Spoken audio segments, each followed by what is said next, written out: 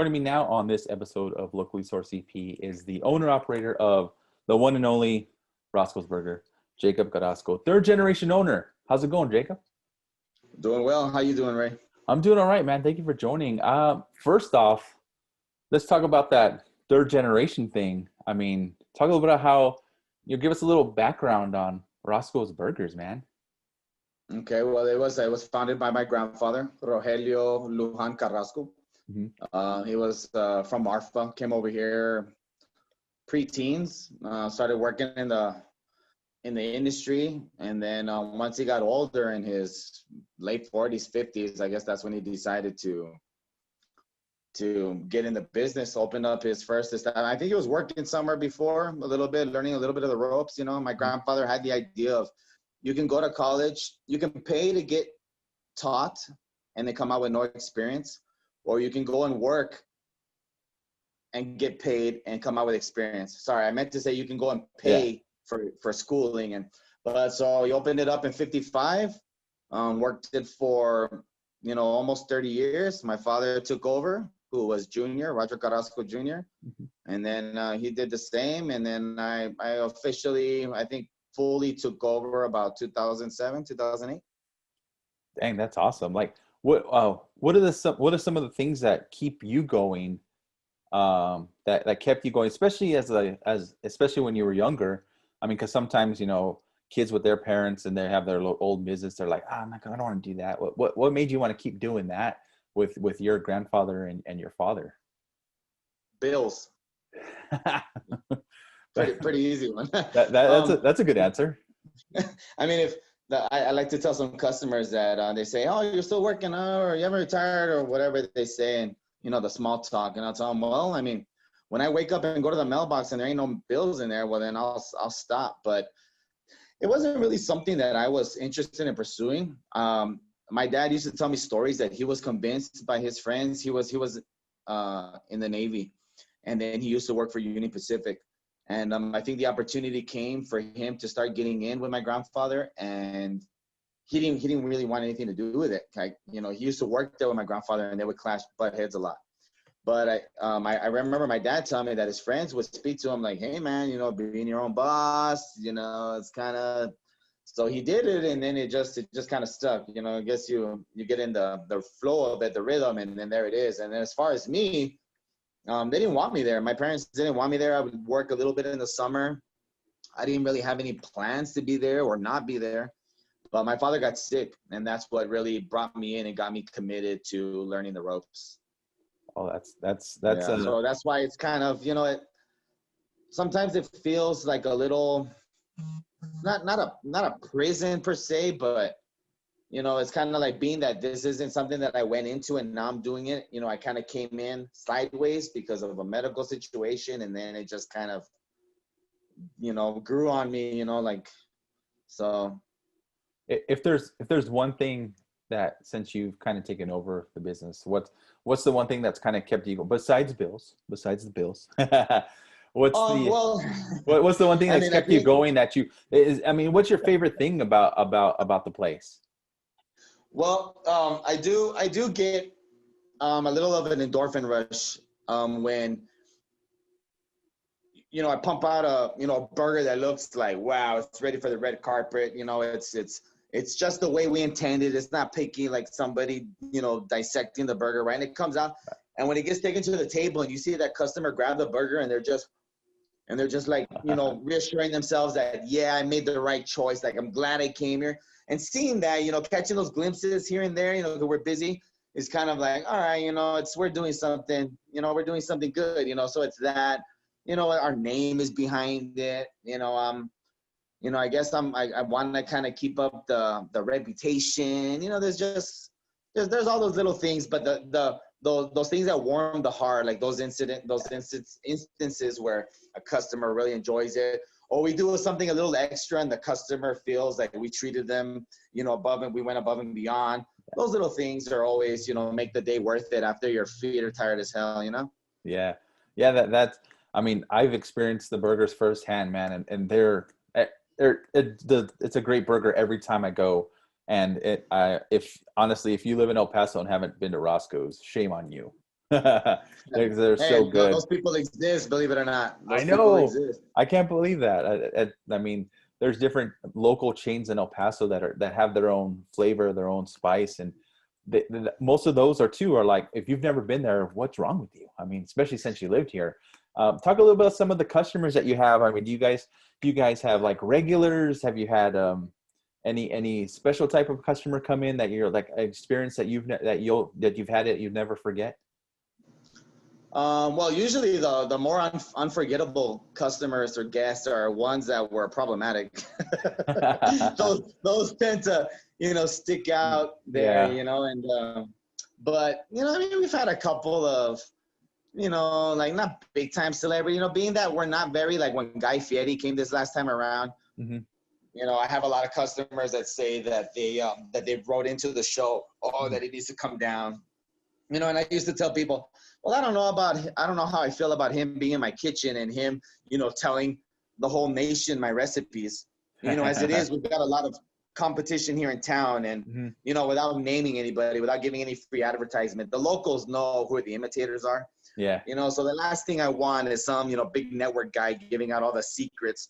But as far as like our normal clientele, we have a lot of repeat customers, and the fact that we don't really advertise, we'll advertise here and there sparingly because we won an award. So we take a little ad out in a publication, but it's, our thing is word of mouth.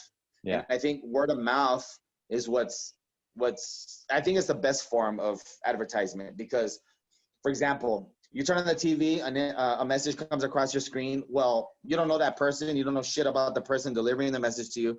Right. And it's just in your face. So it's, but word of mouth, if most of the time you're going to be talking to somebody that you respect in some form or fashion, Hmm. family member, loved one, friend, whatever, a coworker. And, when they tell you, oh man, there's this place and they've got this caldillo or they've got these, these cheeseburgers that are this and that, those kind of, You're advertisements that's tend to gonna be more impactful. Yeah, you're gonna want to go try it, especially if like you have a Yeah, family member or a good friend too. I mean that likes to eat the same food you. Oh, you got to go try this, and that's exactly. exactly how I think that's the best type of And advertisement is word of and mouth. that's You're how correct. a lot of our customer base gets built. That you get brought in by somebody. Hmm. A grandfather brings in their granddaughter, grandson, and then they start liking it. Then that grandkid is now 13, 15 years old, and they're coming in with their own friends now. Right. Then 15 years down the road, they've got their young child and they're coming in, and it's like my grandfather used to bring me here. Now I'm bringing my kids. And that's just the way, way it goes. And I'll have customers to this day that they'll come in and I know that they're a regular, but they'll be in with their girlfriend or boyfriend. And, oh yeah, I had to bring them, it's their first time. And I'm like, two questions. What cave was she living in? Hmm. Second question, why the hell did it take you so long to bring her? Like, you're not doing me any favors, but sometimes Right. people like to keep their little secrets to themselves. I've got a couple of places like when I find a little something or this and that, I'll let people know about it, but I won't tell them where I got it, because it's like, that's Yeah. mine. That's my little secret. I don't Yeah. want you That's buying everything off the shelf, but our that's true. customers are the whole gambit. We've got, from blue collar to white collar. We've got, people that work in sanitation to judges and lawyers that come in. I mean, we get the whole thing. That's awesome, man. I mean, I mean, I've experienced that myself. Like I've been in there, and then all walks of life from El Paso just come in, and it's so awesome to see that restaurant with this much history is still going strong and still around. Because I know there's a lot of restaurants out there that have been local that lasted for quite a few years, but just kind of just phase out because it's either the customers aren't going, or for example, the family members don't carry the traditions, and it kind of just fizzes out or fades away.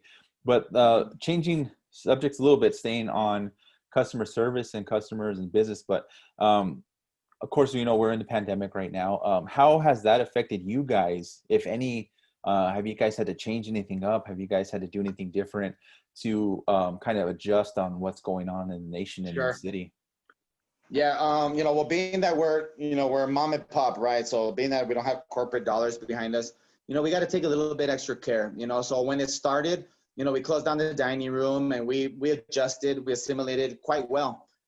with just curbside service, and then once we got, once the governor opened up those percentages and we were able to open up our dining room, we were able to get to 50%. But we never were able to take advantage of the 75% because you still have to maintain the 6-foot spacing. Mhm. And my building is not big enough to have more occupancy with.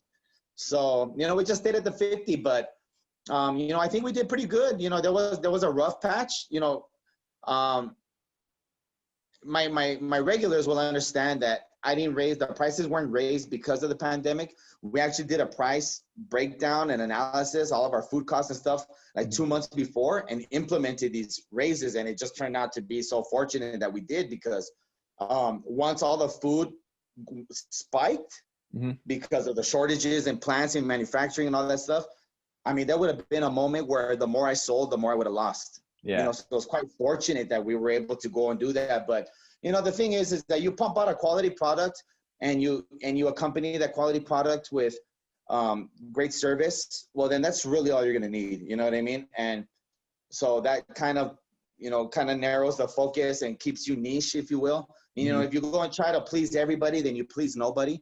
So we just kind of do what we do well, and those that support it and love it will come flocking, and those don't, well, there's plenty of other restaurants, and it's not a big deal. But the COVID thing, I'm fortunate that we never closed our doors since the get-go. I've been able to for the most part, keep all my staff full-time employed, so their checks haven't taken anything, and which is the most important part, because there's 5-6 families dependent on the restaurant. And, it would have been hard, for those to go without. So I'm just glad we were able to do that. And only, mind you, because of the support that we have from the community. That's so awesome to hear, man. I know there's a lot of restaurants that can't say that. And that's just so awesome that you got so much great support from the community. And you were also able to take care of your own employees and still handle everything great. I mean, that is so awesome. I applaud you guys for that. I'll just wrap.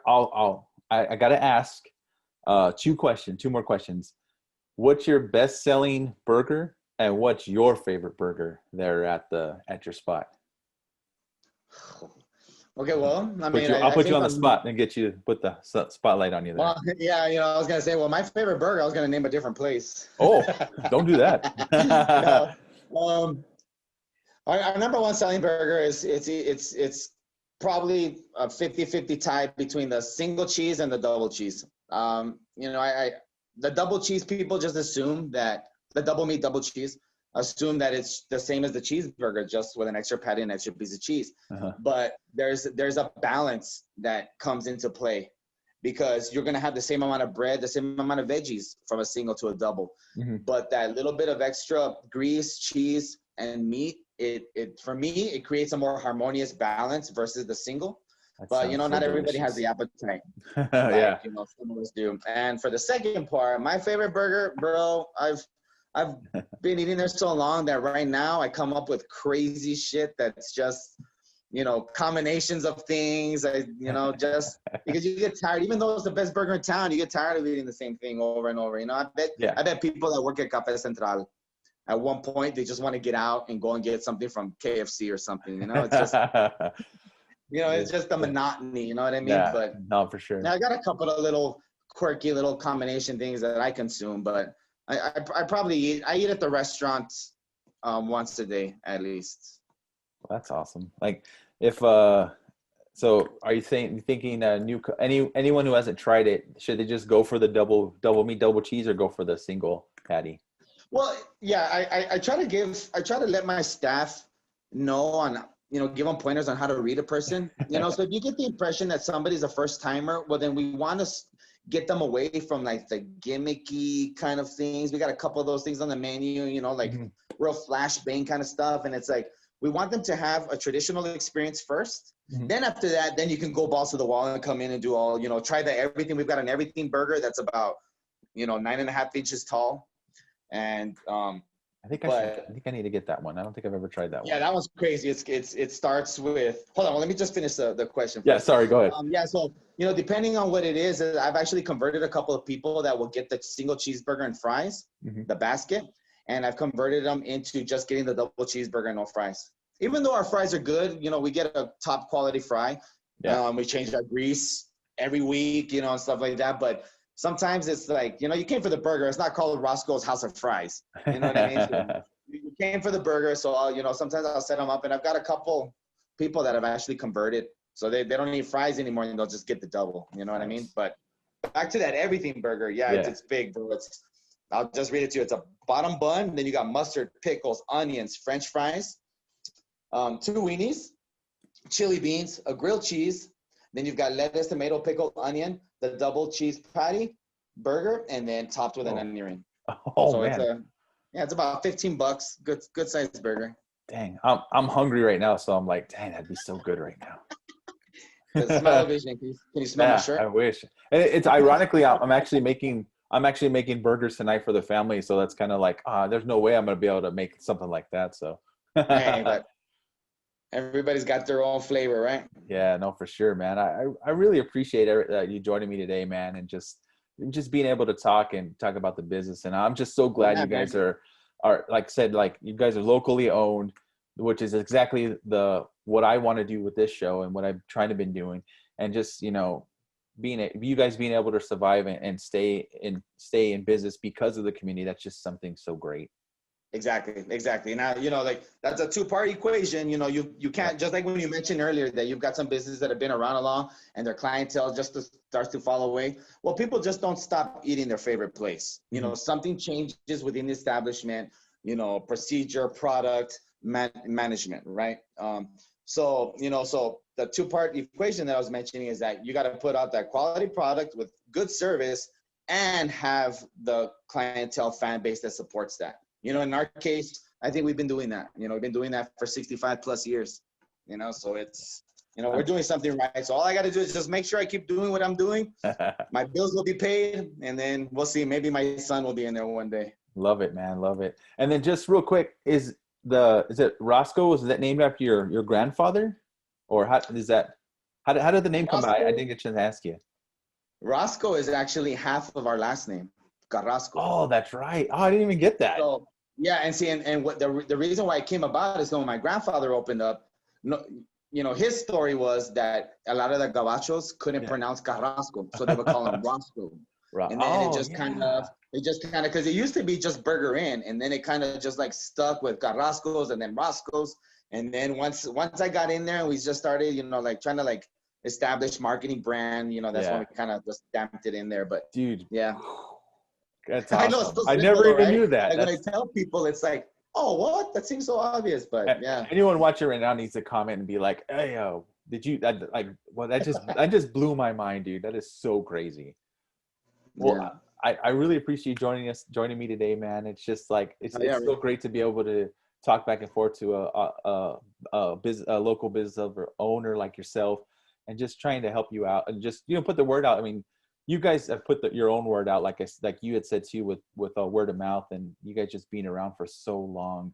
And I'm just glad that you were able to come on the show and just be able to talk with me and just spread some more knowledge. Hopefully, some people who haven't been there in El Paso need to go. So, thank you so I hear much. you. I'm happy to be a guest, man. Anytime you want anything else, maybe you want to do something that's career or business oriented. Heck, I've been told I'm a pretty funny guy too, so we'll see. Hopefully we got a few laughs, and then we'll for sure, man. When things get better, if we can we'll actually, if you don't mind, we'll go down and actually go film at location down there and just check it out, and that way people can see how it really Anytime, looks. bro. Anytime. Yeah, I've had Shine in El Paso come in. I've had EP Culture Beats. I've done a podcast with EP with what's the name, Miguel or Manny? Yeah. So I mean, I love doing this stuff. I have no problem sharing some stuff. You know what I mean? That's awesome. We'll keep the secret recipes covered, man. We won't do it. We won't spoil anything for anyone. Yeah, I mean, hey, nobody wants this to be your last podcast, bro. Right? They'll be like, hey, what happened to Ray? Go ahead and call off the mark. Go ahead and call off the green light. He's clear. Well, hey, Jacob, anything else you want to say around before we end today? No, man, just maybe just one little message. That we closed our doors again because of the spikes here in town. And we did it voluntarily. And we thought, we're gonna take the initiative here, even though it's a small place. but we serve a lot of people. So we're going to take the initiative, and hopefully other restaurants will follow that example, because it's way better to have a voluntary closure than one that's mandated and forced. You know what I mean? I agree. So Yeah. we'll see how it goes. I just hope that, like I said, like you said, I hope the city follows suit, and I just hope everyone realizes how dangerous this thing it can be, Yeah. especially the spike in numbers right now, as bad as they are. I just wish, everyone needs to just try to stay home, wear your mask, stay safe, and wash your hands, more importantly. Yes, sir. Jacob, thank you Yes, so sir. much for joining me today on this episode of Locally Sourced. I will include, even though hopefully you guys open up soon with the numbers, but I'll include all the information to Roscoe's Burgers down below, phone number, location, and if maybe a little few menu items you guys have, and that way Yeah, people knows what's up. yeah, that's cool, man. I really appreciate that. Thank you Hey, so much, Ray. Jake, thanks, man. Love, peace, burger, grease.